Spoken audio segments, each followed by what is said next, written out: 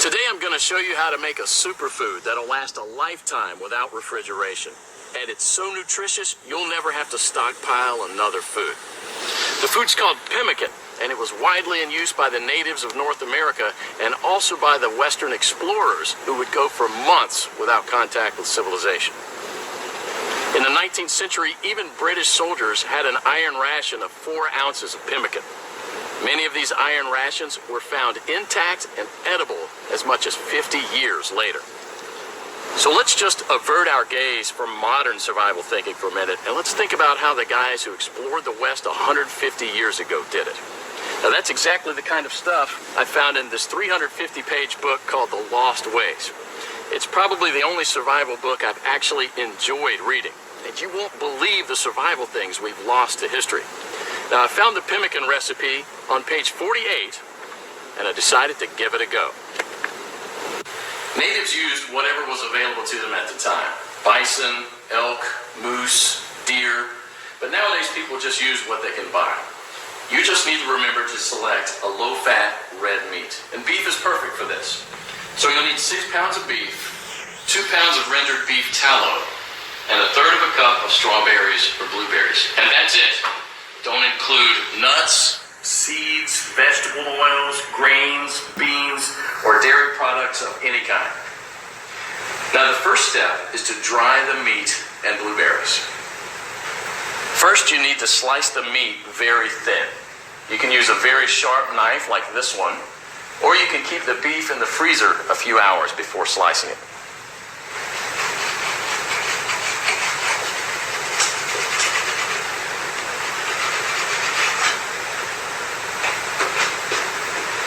If you don't have a dehydrator, you can set the oven to the lowest possible temperature, around 130 degrees, and put the strips of meat directly on the rack. So now place a tin foil on the right side of the rack and spread the blueberries out to dry with the meat.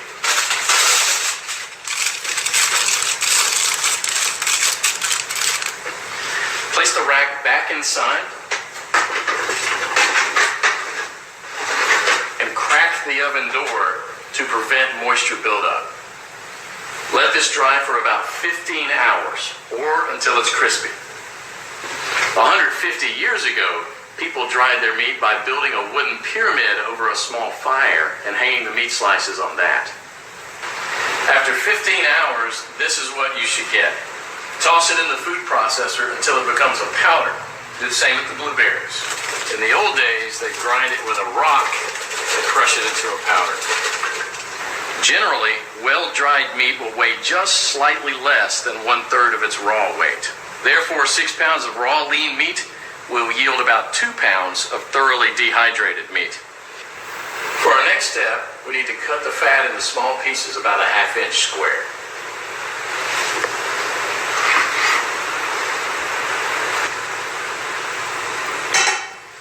So place the fat in a pot on the stove and heat it up to a temperature between 225 and 250 degrees.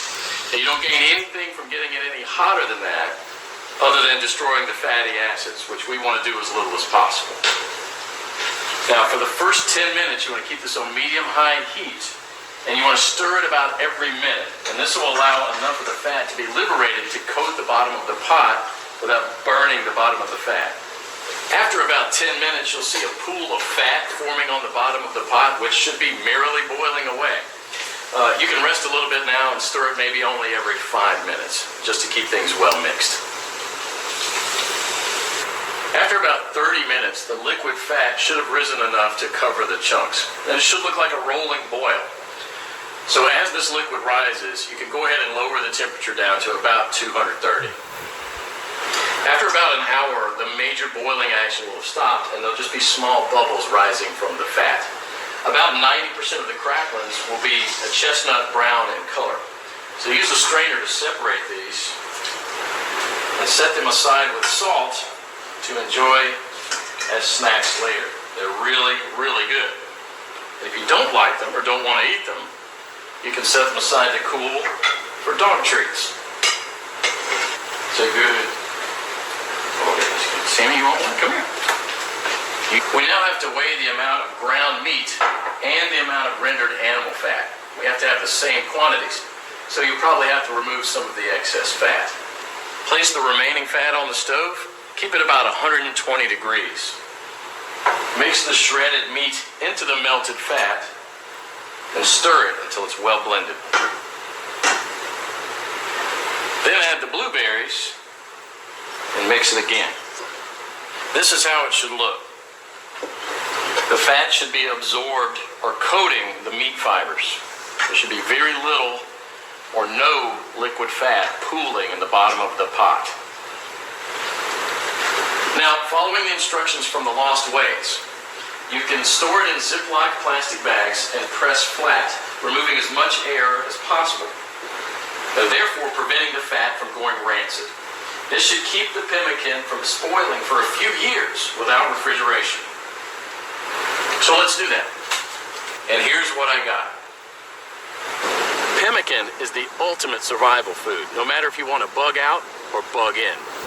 10 pounds of pemmican would supply food for 2 full weeks of camping activities at 3/4 of a pound per day, providing 2,200 calories. In survival mode, the same 10 pounds of pemmican would supply energy for almost a full month. This was just one awesome chapter in the Lost Ways, but you won't believe the survival skills we've lost to history. And that's what this book is all about, saving our forefathers' skills. But I actually realized it's also about saving ourselves from the shallow world that we live in. Well, because it's our forefathers. Click below to find out how you can get your hands on one of the greatest books of this century.